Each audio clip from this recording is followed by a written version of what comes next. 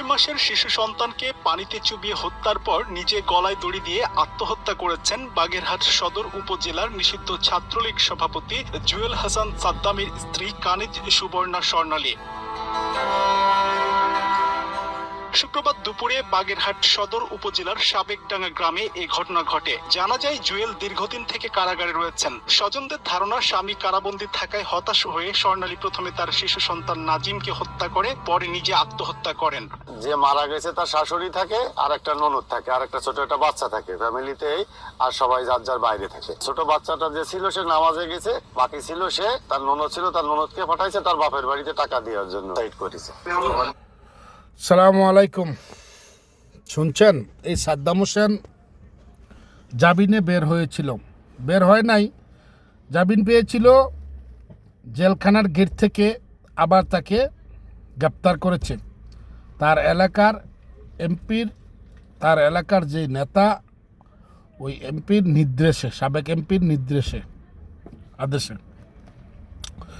দেশটা এখন কোথায়, দেশ কোথায় যাচ্ছে চিন্তা করেন। প্রথমে কোঠা না মেধা, কোঠা মেধা লাভ হইল কি? যদি হাদির স্বজনকে চাকরি দেওয়া হয়, তারপরে আরও আবু সাইদের ইয়াকে চাকরি দেওয়া হয়, এবং সুদখোর ইনুস তার যত আত্মীয় স্বজন আছে এবং অন্যান্য যারা আছে তার লগে ফেসিস অবৈধ উপদেষ্টা, সাবেক উপদেষ্টা যারা আছে, তারা একজনে কোটি কোটি টাকার মালিক। এরপরে শেখ মুজিবুর মূর্তি হারাম, অথচ এখনকার সেই মূর্তি পরিদর্শন করে এই অমানুষ সুদখোর ইনুস। আজকে দেশটা একটা গৃহযুদ্ধ লাগিয়ে দিতেছে, দেশে একটা দুর্ভিক্ষ দেখা দিতেছে, টেক্সটাইল মিল সব বন্ধ হয়ে যাইতেছে। আজকে এই সাদ্দামের পরিবারের পরিণতির দায়ীকে। এখন আবার দেখলাম আমাদের ওই যে দক্ষিণ কোরিয়ার নাইম, ওনার যে পেজে দিল, আমাদের স্পিকার শিরিন শারমিন নিখোঁজ, পাওয়া যাচ্ছে না। আজকে দেশের যেই অবস্থা, যে দুর্ভিক্ষ, এই সুদখোর ইনুস সম্পূর্ণ দায়ী। আর যারা তার পক্ষে, তারা আসলে অমানুষ।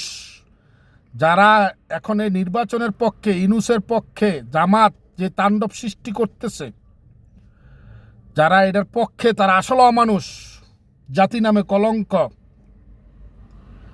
কিছু মাদার চোদ আছে, জারজ, যেটি জন্মের কোনো ঠিক নাই, অমানুষের জাত, স্বার্থের জন্য, লোভের জন্য যে কোনো সময় যে কোনো জিনিস করতে পারে।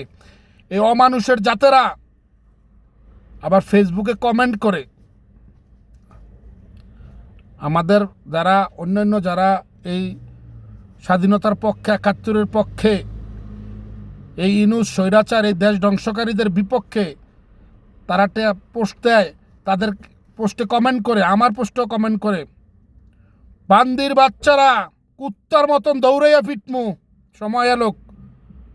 কমেন্টগুলো স্ক্রিন টাচ দিয়ে রাখতেছি, আমার ডি না অন্য ডিও। শুয়োরের বাচ্চারা, কুত্তার বাচ্চারা, স্বার্থের জন্য দেশটাকে ধ্বংস করে দিতেছস, একটাও দেশের প্রতি মায়া নাই।